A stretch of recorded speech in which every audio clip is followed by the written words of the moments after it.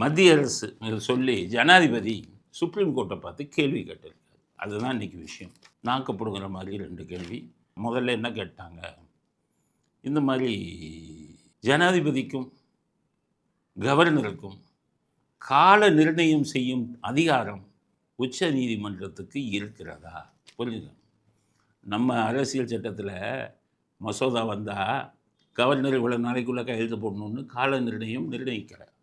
ஜனாதிபதிக்கு வந்தால் இத்தனை நாளில் கையெழுத்து இது பண்ணணுன்னு நிர்ணயிக்கலை. இப்போ ராஜீவ்காந்தி கொலை வழக்கில் ராஜீவ்காந்தியை கொன்றவர்கள் ஜனாதிபதிகிட்ட மன்னிப்பு கேட்டாங்க. பிரதீபா பாட்டீல்னு காங்கிரஸ் பீரியடில் 10 வருஷம் 12 வருஷமாக அதை பெண்டிங் நிலுவையிலே வச்சாங்க.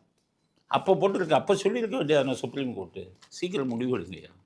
ஏன் சொல்ல முடியாதுன்னா, அதாவது ஜனாதிபதிக்கு கால வரையறை இதில் இல்லை அரசியல் சட்டத்தில். அதனால் ஜனாதிபதி பார்த்தாரு, பெண்டிங் வச்சார்.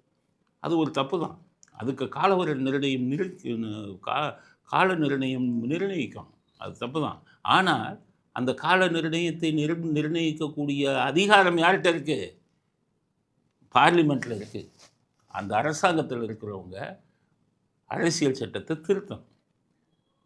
சில சிம்பிள் மெஜாரிட்டி 3/2 பங்கு மெஜாரிட்டின்னு அதில் இருக்குது. ஏதாச்சும் ஒரு இதில் அந்த இதுக்கு தேவைப்பட்டதை வச்சு பார்லிமெண்ட்டில் கவர்னருக்கு இனிமேல் 1 மாதம் அவகாசம் மசோதாக்களை அவர் கையெழுத்து போட, ஜனாதிபதிக்கு 3 மாதம் அவகாசம் பார்லிமெண்ட்டில் போட்டு இந்த அடிப்படையில் நம்ம அரசியல் சட்டம் திருத்தப்படுகிறது.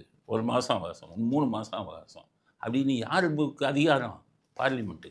இவன் போடுறான், இன்னமே கவர்னர் 1 மாதத்தில் போடணும், இன்னமே கவர்னர் 3 மாதம் போடணும். இதைத்தான் இப்போ ஜனாதிபதி கேட்டிருக்காரு. ஜனாதிபதிக்கும் கவர்னருக்கும் கால நிர்ணயம் செய்யக்கூடிய அதிகாரம் உனக்கு இருக்கான்னு கேட்குறேன். உனக்கு இருக்கா? பார்லிமெண்ட்டுக்கு இருக்கா? எப்படி அந்த இது இதுக்கு கான்ஸ்டிடியூஷன் சொல்லக்கூடிய அரசியல் சட்டத்தை திருத்தி தான் அந்த 1 மாதம் 3 மாதம்னு கொடுக்கணுமே. உன் இஷ்டத்துக்கு எப்படி கொடுத்தாலும் நாக்கப்படுங்கிற மாதிரி கேட்டிருக்கேன்.